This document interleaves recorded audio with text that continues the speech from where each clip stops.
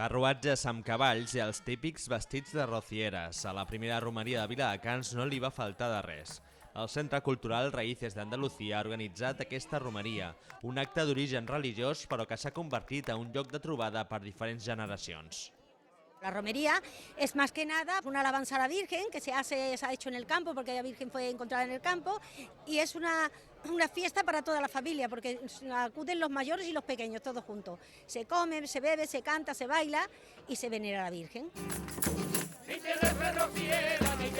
I a cada parada de la romeria, moment pels càntics i els balls en honor a la Virgen del Rocío, una tradició molt andalusa que va portar als assistents l'enyorança per la terra. Pues que lo vivimos de muy pequeña y lo llevamos en la sangre de todos los antepasados y nos gusta mucho la romería, el rocío y todo, la feria, todo. Ya que no se puede ir allí, aquí se debería de hacer en la fecha y hacer un rocío chico, que sería algo que quedaría guay.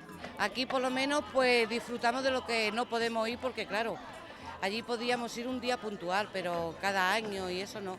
Y aquí pues más o menos lo estamos consiguiendo. Els cavalls s'encapçalaven la comitiva.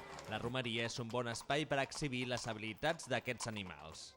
No hay romería sin caballos, claro, pues porque forman parte una cosa con la otra. Pues en la romería pues hacemos el pasad, el paso español, apoyos y figuras que hace el caballo, que se las enseñamos durante el año. La romeria va finalitzar el seu recorregut al Parc de la Marina, on es va celebrar una missa rociera.